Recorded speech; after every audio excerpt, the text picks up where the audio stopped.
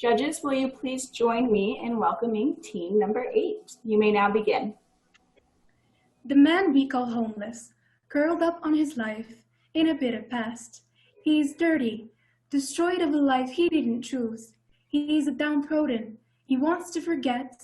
His name homeless, his life, its bitter past. No shelters, just an empty water bottle to survive.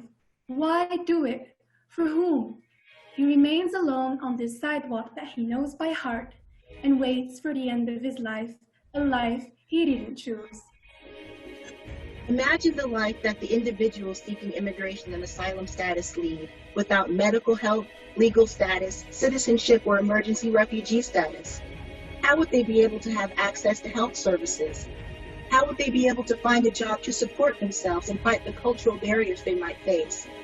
How could they continue to live in another country, fighting for basic human rights? Our solution consists of changing the lives of these individuals and putting them on the right path through our platform, HHAW, that offers the necessary resources and allows them to benefit from medical services from their home countries. Helping Hands around the world has one goal: create a link between the individuals and agencies which already offer certain resources that are critical to survive. The service we offer to our clients stimulates the key partners and suppliers that are the backbone to the services we're providing. The ultimate goal of our platform is to give immigrants and refugees a fast and highly qualified deposit of resources at a very low price in order to reduce the inequalities they face.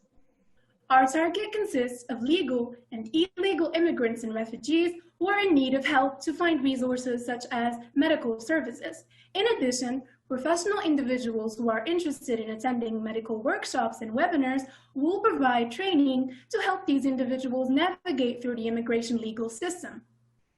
Our platform guarantees the abundance of resources to all of our customer segment and a sense of anonymity. Our goal is to have flexibility in the services we provide according to the feedback we receive.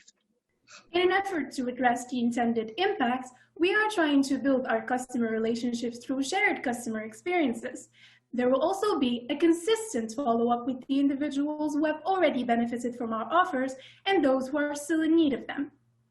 In a few words, they will be put in touch with the person in charge to offer them help, whether it is an online service or a service that requires travel. In case of a needed presence, our platform will be charged to schedule an appointment that will gather the client and the doctor ahead of the service. Reducing the diverse social inequalities and offering a chance to all individuals is our goal. Helping Hands around the world is our priority because it is our project. All right. Judges, please join me in thanking Team 8. Yay. Awesome. Good job, you guys.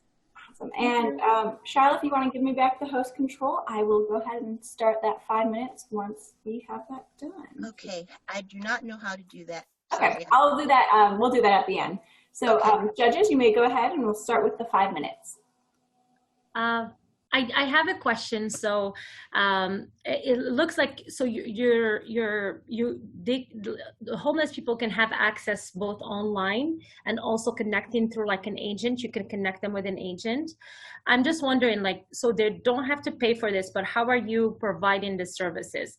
Are you getting funds from outside? Do you have like a hybrid where you're paying for your services? I'm just wondering, how are you going to get those resources? So what we are working on is establishing key partners that are throughout the community. So depending whether it's in the US or Morocco, those partners will be doctors, lawyers, community organizations, especially like churches that already have a strong connection to immigrants and to anyone that's seeking needs.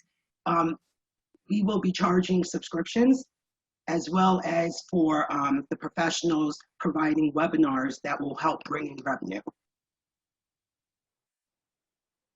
Michelle, can you just repeat that? What did you say?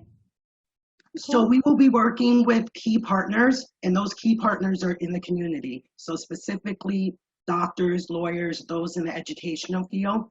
We will be charging a subscription service, a fee, but the most revenue will either come from donations, from those that need assistance, which will be like scheduled appointments. That's where the funding will come from. But a lot of it is working with our partners to provide free services. Okay.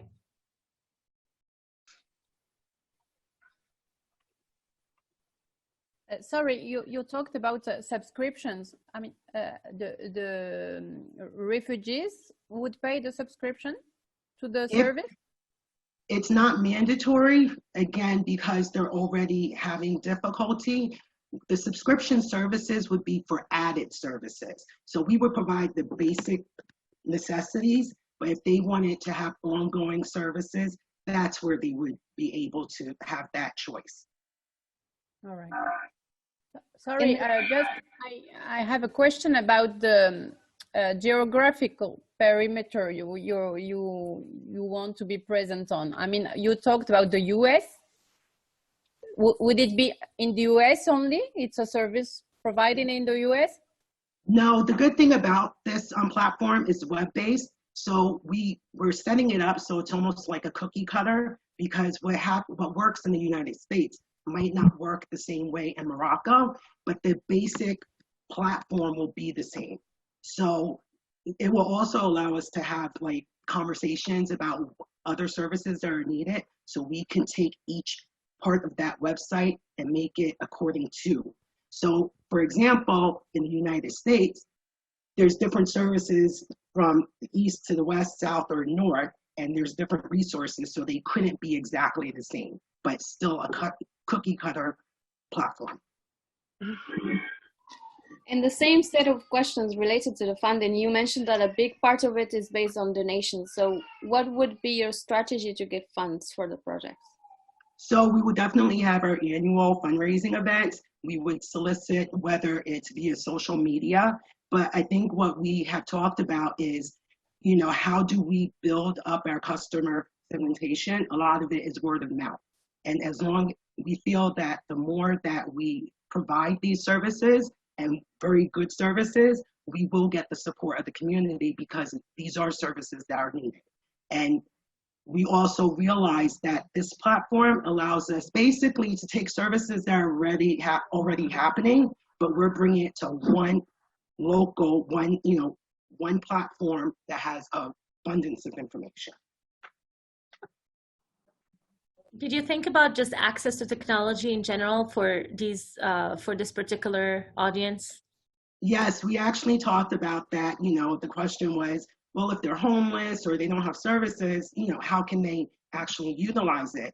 And that conversation really went about those partners. So we know there are services. So we're not just asking for partners to provide service. We're saying, hey, we know this segment cannot have access or won't have access. So can you provide, whether it's, you know, a computer for them to come in and use, you know, just different ways that they can have access to the technology. Thank you.